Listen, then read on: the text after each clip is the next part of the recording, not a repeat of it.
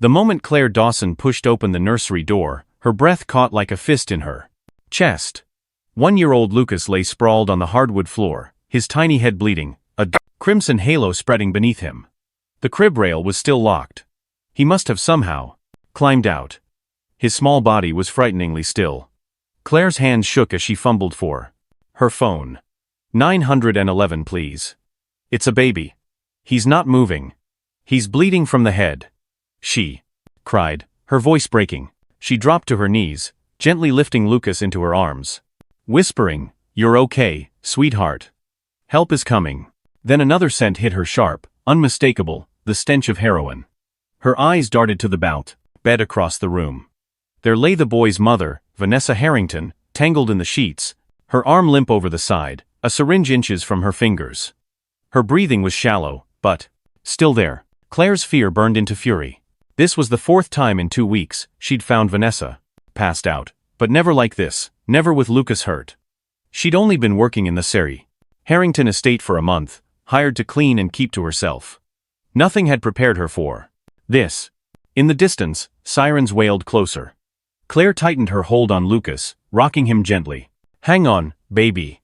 You're not alone anymore," she whispered, determined in that moment that, whatever power this house held, she would not let it silence her.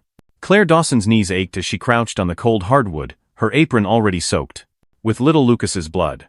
The towel she had pressed against his forehead was turning a deep, wet red. His eyelids fluttered faintly, but his body was limp against her arm. The operator's voice still echoed in her ear, "Help is on the way." Claire clung to that phrase as if it were a lifeline. Moments later, the front door crashed open. 2 paramedics rushed in, their navy scrubs a blur of movement. One dropped beside Claire, hands firm yet gentle as she transferred Lucas to the gurney. "Head trauma, pulse faint but present, pupils reactive," the medic muttered, working quickly to secure an oxygen mask. The second paramedic turned to Claire. "What about the mother?" "She's upstairs, unresponsive. Needle next to her." "I think she overdosed," Claire answered, her voice breaking. The second medic didn't waste a second, racing up the staircase with a Narcan kit in hand. Claire stood frozen in the foyer, her heart pounding, blood smearing her hands. She'd taken this job just to help pay for her tuition, clean the house, cook meals, and stay invisible. But now? Now she was in the middle of a disaster no one could ignore. A sharp, clipped voice jolted her. "What the hell is going on here?" Claire turned to see Elise Bradford, the estate's manager and personal assistant to Vanessa Harrington, descending the stairs with her usual air of authority. Her heels struck the wood, like gunshots. Elise was immaculate, as always, tailored blazer, sleek hair, an expression that made her seem untouchable. Claire's throat tightened. "Lucas is on his way to the hospital. Vanessa overdosed." Elise's expression didn't shift into shock, it hardened into calculation. "Does Mr. Harrington know?" she asked, voice low and urgent. "He's still in Zurich." I didn't call him. I called 911, Claire said. Elise's lips thinned. "You shouldn't have involved the police. He'll want to handle this discreetly." Claire felt a hot spark of anger in her chest. A baby was bleeding from the head. "You think he wouldn't want to know that?" "He'll want to know it was handled privately," Elise snapped back. "No gossip, no photos, no nurse talking to the press. Do you understand the kind of power he has?" Claire took a step forward, her voice low but steady. "No, you don't understand the kind of mother she is." Elise rolled her eyes. "Vanessa is under pressure. You've been here, what, 5 weeks? You think you know her?" "I know she left a baby bleeding on the floor, while she lay unconscious with a needle in her arm," Claire said flatly. That silenced Elise. Hours later, Claire sat in the fluorescent-lit waiting room of St. Augustine Medical Center. Her apron was still damp, her collar stained with blood. The reflection staring back at her in the glass doors didn't look like the same woman who had arrived at the Harrington estate just a month ago. She gripped her phone tightly, trying not to think about the still image burned into her mind, Lucas's small body on the floor. Across from her, Elise paced like a caged predator. Every so often, she'd glance toward the hallway leading to the trauma rooms, then back to her phone, muttering under her breath. Finally, she stopped in front of Claire. "You made this worse, you know," Elise said. Claire lifted her gaze slowly. "Worse? For who?" "For everyone," Elise hissed. Mr. Harrington doesn't like outsiders meddling in family affairs. Claire's jaw tightened. A baby was hurt. I'd do it again. Elise leaned in, voice a whisper dripping with contempt. You have no idea how easily you can be replaced. Before Claire could respond, her phone buzzed. An unknown number flashed across the phone screen. She hesitated, then answered. This is Daniel Harrington. I just landed. What happened to my son? The voice was deep, controlled, but there was an edge of panic under it. Claire swallowed hard. Mr. Harrington. You need to come home. Now. Minutes later, Daniel Harrington's Blacktown car screeched to a halt outside the hospital. He strode through the automatic doors, his crisp suit and commanding presence instantly drawing attention. But his sharp, deal-making eyes were now wide with dread. Where's my son? He demanded. A nurse led him toward the pediatric ICU. Claire stood outside the glass room, watching Lucas sleep under the watch of gentle monitors, a small bandage across his forehead. Daniel stopped beside her, breath tight. You're the maid, he said, almost absently. She nodded. Claire Dawson. He looked past her to Lucas, his voice faltering. They said he hit his head, but there was blood, and his mother was. She was unconscious. There was heroin beside her. I called 911, Claire said quietly. His gaze shifted back to her, sharp and searching. Why you? Because no one else did. For a moment, Daniel didn't speak. Then, softer. Thank you for saving my son. Before Claire could respond, a nurse approached. Mr. Harrington, he's stable now. But the injury was close. Another hour without help. She trailed off. Daniel's eyes hardened, not with tears, but with something heavier. Rage, guilt, and an unmistakable clarity. He looked at Claire again, and she realized something had shifted. She wasn't just a maid in his eyes anymore. Upstairs, Vanessa Harrington stirred in a hospital bed, a nasal cannula feeding oxygen into her system, an IV dripping fluids. She blinked in confusion as Daniel walked in, flanked by a social worker. You overdosed, Daniel said coldly. Vanessa's voice cracked. I don't remember. Lucas is in ICU. He fell, hit his head. There was blood everywhere. You left him alone. Danielle snapped. The social worker stepped forward. Per protocol, Child Protective Services has opened a case. Temporary custody will be determined after the investigation. Vanessa's face twisted. You're taking my baby from me? You gave him up the moment you chose a needle over him, Daniel said, turning away. In the hallway, Claire waited. Daniel approached her without hesitation. She's going to claim. You made this up, Claire warned quietly. She won't get the chance, Daniel replied. I want you to stay with Lucas until this is resolved. You're the only one I trust in that house. Claire felt the weight of his words settle over her. She hadn't asked for this role, but now, she couldn't imagine walking away. Daniel Harrington's footsteps echoed sharply through the hospital corridor as he followed the mice nurse toward the pediatric ICU. His black suit was still pressed from the transatlantic flight, but the exhaustion in his eyes told a different story. He had left Zurich just hours earlier, thinking of quarterly reports and board meetings. Now, every thought was consumed by one thing, his son. When they reached the glass-walled room, Daniel stopped. Little Lucas lay in the hospital bed, dwarfed by white sheets, and surrounded by softly beeping monitors. A small bandage covered the gash on his forehead, and an oxygen line trailed delicately to his nose. Standing outside the room was Claire Dawson, her clothes rumpled, apron streaked with dried blood. She turned when she sensed him. You're the maid, Daniel said. Not unkindly, but with the clipped tone of a man gathering facts. Yes, sir. Claire Dawson. Daniel's gaze returned to Lucas, his voice faltering for the first time in years. They said he hit his head, but there was bleeding. And his mother. She was unconscious, Claire said quietly. There was heroin next to her. I called 911. He looked at her then really looked, and something in his expression shifted. Why you? Because no one else did, she replied simply.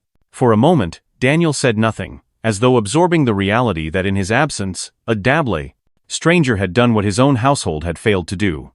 Finally, he said, softer, thank you for saving my son. Before Claire could respond, the attending nurse approached. Mr. Harrington, we've stabilized him. He'll be okay, but the injury was close. Another hour without treatment. She let the words hang in the air. Daniel's jaw tightened. Not tears, but a deeper emotion flickered in his eyes, rage, guilt, and something dangerously close to regret. He looked back at Claire. This woman, a maid hired to keep her head down and her hands busy, had just kept his world from collapsing. While Lucas remained under careful watch, Daniel made his way to the recovery wing, where Vanessa lay in a hospital bed. Her hair was tangled, makeup smudged, and a bruise formed. Faintly beneath the scarf still knotted at her throat. She blinked up at him groggily. "Daniel? What? What happened?" His voice was steady, but cold enough to cut. "You overdosed, Vanessa." She shook her head weakly. "I don't remember. Lucas is in ICU. He fell and hit his head. There was blood everywhere. You left him alone in that room while you poisoned yourself," Daniel snapped. Her lip trembled. "I didn't mean." "No," he cut in sharply. "You never do." At that moment, a woman stepped into the room, a social worker with a calm, practiced demeanor. "Mr. Harrington," she said, "per protocol, Child Protective Services has opened a infestation case.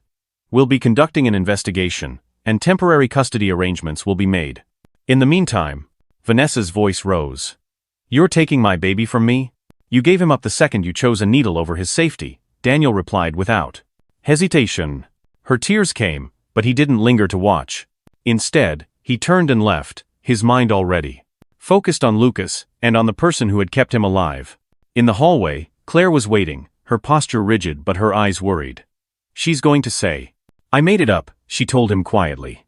"She won't get the chance," Daniel said firmly. He looked directly at her now, no hint of formality in his tone. "I want you to stay with Lucas. Until I can sort this out. You're the only one I trust in that house." Claire blinked, taken aback. She hadn't asked for this responsibility, but something deep inside told her she couldn't walk away. "I'll stay," she said simply. Back at the Harrington estate later that evening, Daniel made a series of calls, his attorneys, a private investigator, and the head of his security detail. The chain of events that had led to this moment would be traced, documented, and presented to the court. There would be no half measures, no compromises where his son's safety was concerned. Meanwhile, at the hospital, Claire stayed by Lucas's side. She held his tiny hand when he stirred in his sleep, speaking softly until he settled again. Nurses noticed how quickly he calmed with her presence, how the tension in his small body eased when she was near. For Daniel, the next 48 hours blurred into a relentless cycle of legal meetings, phone calls, and brief visits to Lucas's room. Every time he arrived, Claire was there, steady and watchful. The contrast between her quiet vigilance and the chaos Vanessa had brought into the house was impossible to ignore. When CPS made their preliminary ruling, it was decisive. Vanessa Harrington would not be allowed to return home until the investigation concluded. Lucas would remain in Daniel's care, with Claire assisting full-time in his recovery. The news did not surprise Daniel, but it solidified something he had already decided in his heart. The woman who had walked into his house a month ago, as just the maid, had now become the most reliable person in his son's world. And that, he knew, was something no court order could manufacture. The Harrington estate felt different when Daniel returned from the hospital that evening. The marble floors still gleamed, the chandeliers still cast their warm light, but an almost tangible silence hung in the air. Claire Dawson was in the nursery, placing Lucas's favorite blanket over his crib when Daniel appeared in the doorway. His tie was gone, his shirt sleeves rolled, and his expression carried the weight of days without rest. "I reviewed the security footage," he said quietly. Claire straightened, unsure of what was coming next. "You were telling the truth," Daniel continued. "You didn't hesitate. You ran straight to him. The second you heard him cry." Claire gave a small nod. "I didn't think, I just moved. Something in me couldn't ignore it." Daniel stepped farther into the room, his gaze briefly shifting to his son, sleeping soundly at last. "Do you know what I hate?" he asked. Claire hesitated. "What?" "I had no idea this was happening. My wife, the mother of my child, has been spiraling for months, maybe longer. I thought the nannies were exaggerating. I thought Vanessa was just overwhelmed. I didn't want to believe the alternative." "You wanted to believe the best in her," Claire said softly. Daniel exhaled, almost a laugh but without any humor. "And I missed the truth." His eyes met hers. "What did you see that I didn't?" Claire's voice was calm, almost reluctant. I saw someone who was too numb to feel anything.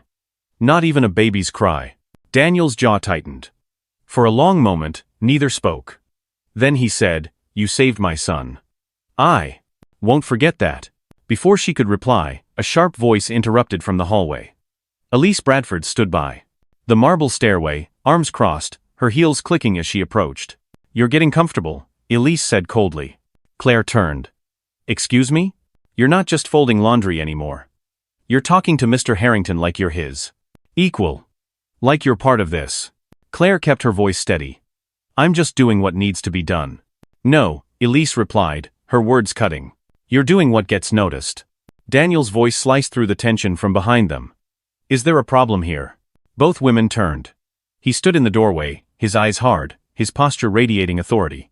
"No problem, sir," Elise said quickly. "I was just reminding Claire to stay in her role." Daniel stepped forward. "Claire's role is protecting my son, something no one else around here has managed to do." Elise's mouth opened, then closed again. "She's a maid. She's the reason Lucas is alive," Daniel shot back. The words landed like a slap. Elise faltered, the practiced confidence in her posture wavering. "For the first time, I'd like you to step away from operations for a few weeks," Daniel continued. "You've been overseeing things while I was gone, but clearly, things have slipped." "Sir," she began, but his expression stopped her cold. Elise swallowed hard, nodded stiffly, and left without another word. When she was gone, Daniel turned to Claire. She stood frozen, uncertain how to respond to what had just unfolded. "You didn't ask for this," he said, reading her thoughts, "but you've earned my trust. I want you to handle Lucas's care directly, without interference." Her brows knit together. "Are you sure?" "There are others." "I'm sure," Danielle said, his voice final. From that night forward, Claire's role in the Harrington household shifted. She was no longer just the housemaid who kept to the shadows. She was the person Daniel relied on to keep his son safe. Lucas seemed to feel it too, how his tiny body relaxed when she was near, how he clung to her shirt when strangers approached. One evening, Daniel found them in the nursery again. Rain pattered softly against the ricam windows as Claire rocked Lucas, humming low and steady. His small fingers curled around her pinky, his breathing deep and even. "I've never seen him settle that fast," Daniel said quietly from the doorway. Claire smiled faintly without looking up. "He just needed someone to feel safe with." Daniel stepped inside, leaning against the crib. "He cries in his sleep sometimes." "Did you know that?" Claire nodded.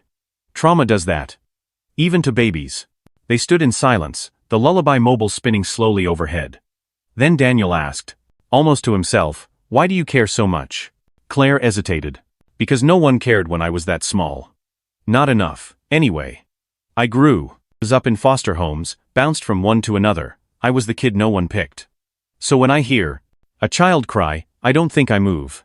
Daniel studied her for a long moment, as though seeing her for the first time. "You're more than just a maid," he said finally. "Title don't matter to me," Claire replied. "People do." He nodded slowly, and something unspoken settled between them. Later that night, when Claire returned to her quarters, she found an envelope on her bed. Inside was a simple note in Daniel's handwriting. "Stay as long as you'd like. The room across from Lucas is yours." She stared at the words for a long moment, her chest tightening. It wasn't just a change of nodders. Room, it was a declaration of trust, one that carried more weight than any title ever could. From that point on, there was no question in Daniel's mind. The footage had shown the truth, but it was everything Claire had done since that proved it, her instinct, her speed, her refusal to look the other way. She wasn't just the person who had saved his son. She was the one he could count on to keep him safe. And in a house where loyalty could be bought, but not trusted, that meant everything. Late on a Sunday afternoon, the front gates of the Harrington estate swung open with a slow groan. A black town car rolled up the long drive and came to a stop at the front steps. The rear door opened, and Vanessa Harrington stepped out as if she were walking onto a red carpet. Premiere, rather than returning from a stint in the hospital. Her hair was freshly styled, her makeup flawless, a silk scarf knotted artfully around her neck to hide the fading bruise. She wore a fitted cream coat that looked more suited for a magazine spread than a mother's reunion with her son. Daniel Harrington stood on the top step, arms folded, his face unreadable. "You weren't supposed to be here until the custody review," he said evenly. Vanessa's heels clicked against the stone as she ascended. I'm his mother, she snapped. I have every right to see my son. Out in the garden, Claire Dawson had been walking Lucas through the crisp afternoon air. The toddler's tiny hand was wrapped around her finger, his favorite blanket draped over her arm. She froze when she heard Vanessa's voice. Lucas heard it too. His body stiffened, and then the crying began, sharp, panicked, the kind of cry that comes from something deeper than discomfort. Vanessa turned toward the sound. See? He's scared because he doesn't recognize me. You've poisoned him against me. Claire's voice was calm, almost too calm. I didn't have to. He remembers. Vanessa's eyes narrowed, the veneer of charm cracking. She turned to Daniel. This is insane. You're letting the maid act like she runs this place. Like she's his mother now. Daniel's gaze was steady. She may not be his mother, he said, but she's everything applies. Mother should be. The words landed like a slap, and for a moment, Vanessa's face faltered. Then a bitter laugh slipped out. So what? You're falling for her now? Silence stretched in the air. Daniel didn't look away, not in shame, but in quiet truth. I can't keep living a lie, he said. Lucas deserves better. And so do I. Vanessa's posture stiffened. You can't just erase me. You've been erasing yourself for months, Daniel replied. Every time you chose the needle over your son, you made this easier for the court to decide. Her voice pitched higher. I want full custody. Daniel didn't flinch.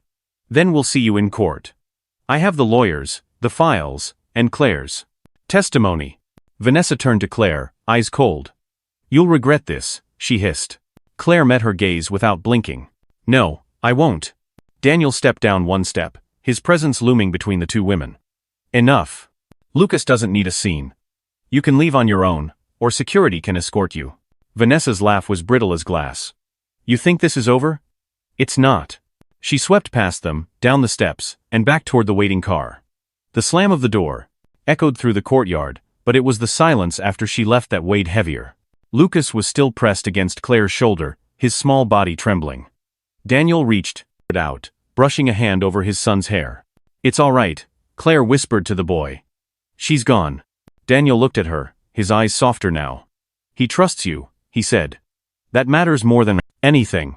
That night, after Lucas was tucked into bed, Daniel sat alone in his study, files spread out. Across the desk, custody petitions, medical reports, photographs from the day of the accident, they formed a grim mosaic of neglect and danger. He knew Vanessa would fight, but the evidence was inarguable. The next morning, Daniel met with his legal team. Claire wasn't in the room, but her presence was felt in every discussion. Her account of that day, the 911 recording, and even the hospital staff statements painted a picture no judge could ignore. 2 weeks later, the courtroom was tense and quiet as the judge read the final decision: sole custody to Daniel Harrington. Supervised visitation only for Vanessa. Vanessa's shoulders stiffened as the words settled over the room. She didn't look at Daniel, and she certainly didn't look at Claire. Instead, she stood, gathered her purse, and left with the same air of defiance she had carried to the estate 2 weeks earlier.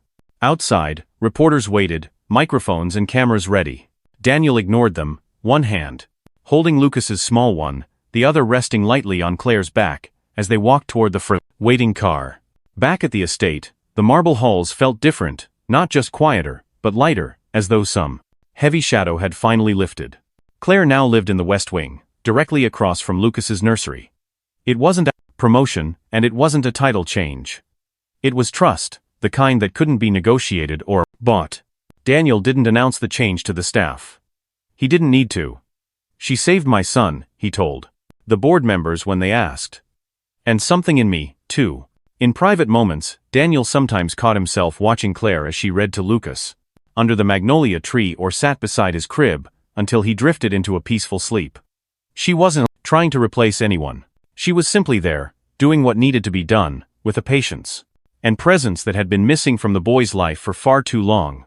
And Daniel knew, with a clarity as sharp as the day he first saw his son in that hospital bed, that this was the way forward. Vanessa could rage, threaten, and scheme, but she could not undo what had been built here. Trust, safety, and a quiet, unshakable bond between a child, his father, and the woman who had refused to look away. The morning of the custody ruling dawned gray and cold, The kind of weather that felt like the world was holding its breath. In the quiet of his study, Daniel Harrington sat at his desk, reviewing the final documents one last time.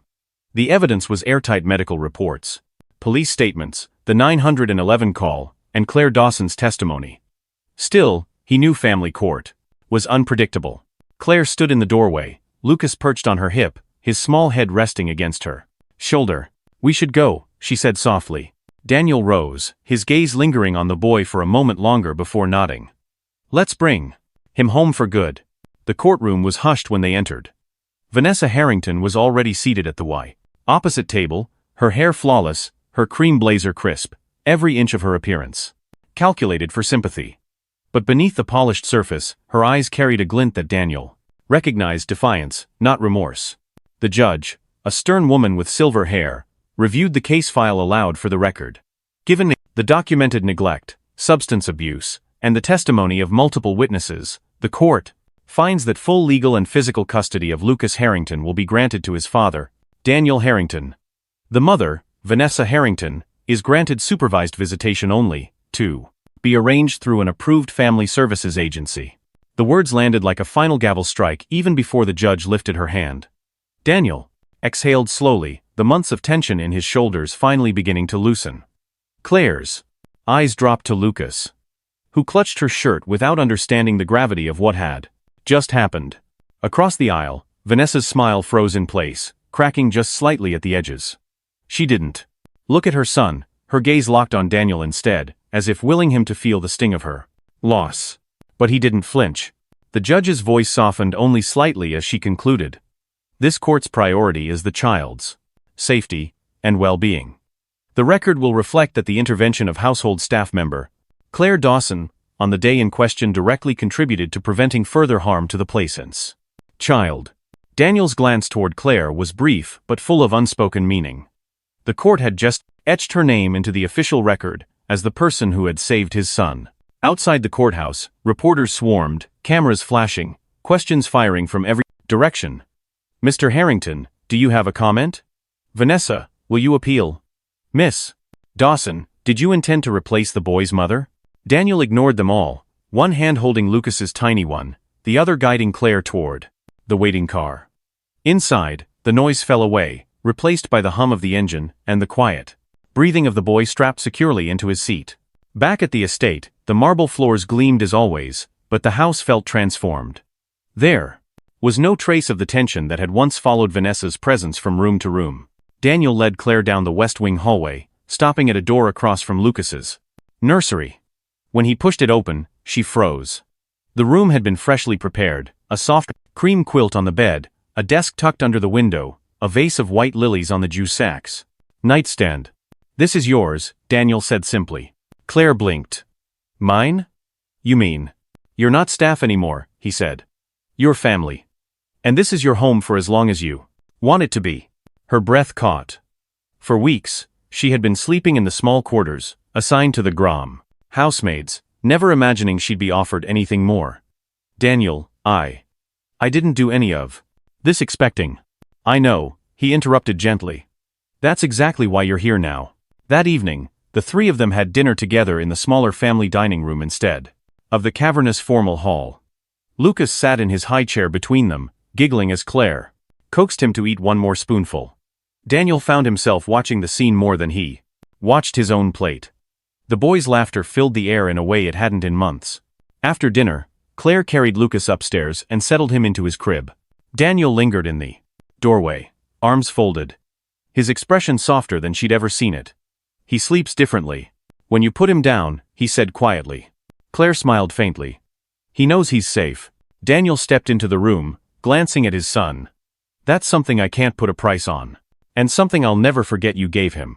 When she slipped out into the hallway, she almost didn't notice the framed photograph on the console table, a new one. It was a candid shot taken in the garden, Lucas in her arms, both of them mid-laugh. Someone, she suspected Daniel, had placed it there deliberately, in the heart of the home. In the days that followed, Claire's new role became clear to everyone on staff. She wasn't giving orders, but her presence carried quiet authority. The chef asked her opinion on Lucas's meals. The housekeeper consulted her about changes to the nursery. Even the security team began checking in with her before scheduling shifts.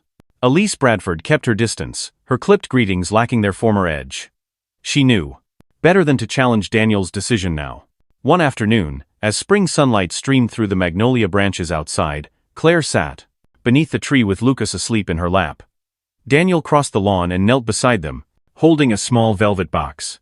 She looked at him in surprise. He didn't make a speech. He didn't promise the world. He simply said, "You saved us. Let me spend the rest of my life returning the favor." Her eyes filled, not from uncertainty or fear, but from the quiet shock of being seen, fully, without condition. Once a maid accused of overstepping, she was now a mother in every way that mattered, a partner in building something better for the boy they both loved. And in the house that had once felt like a fortress of marble and glass, there was finally something warmer holding it together: trust, safety, and the family they had chosen to become. The west wing of the Harrington estate, once just another quiet corridor, had become the heart of a new life for Claire Dawson. Her room, directly across from Lucas's nursery, wasn't just a place to sleep. It was a symbol of trust. Every morning, she woke to the sound of his soft babbling, and every night, she was the one he reached for when bad dreams stirred him awake. She had become more than a caretaker. She was his safe place, his anchor. Daniel Harrington saw it every day, the way Lucas's laughter came easier when Claire was near, the way his son's eyes lit up at her voice. And somewhere along the way, Daniel realized that the safety she gave his son was the same safety she had quietly given him, a reason to breathe again, to believe that family could be more than blood. On a warm spring afternoon, under the blooming magnolia tree, Daniel knelt before her. Lucas was asleep in her lap, his little hand curled around her finger. Daniel held out a small velvet box and spoke simply, without pretense. "You saved us. Let me spend the rest of my life returning the favor." Tears filled Claire's eyes, not from surprise, but from the overwhelming feeling of finally being seen. She had walked into this house as a maid with no voice. She had stayed because a child needed her. And now, she was leaving that role behind to step into a new one. Mother, partner, family. Sometimes, the greatest families are the ones we choose. Love isn't always about grand gestures, it's about showing up, day after day, when it matters most. You don't need a title to change someone's life. You just need the courage to care when no one else will. If this story touched your heart, share your thoughts in the comments. Have you ever seen love rewrite someone's future? Don't forget to like this video, subscribe to our channel, and help us spread more stories that remind the world that second chances are real.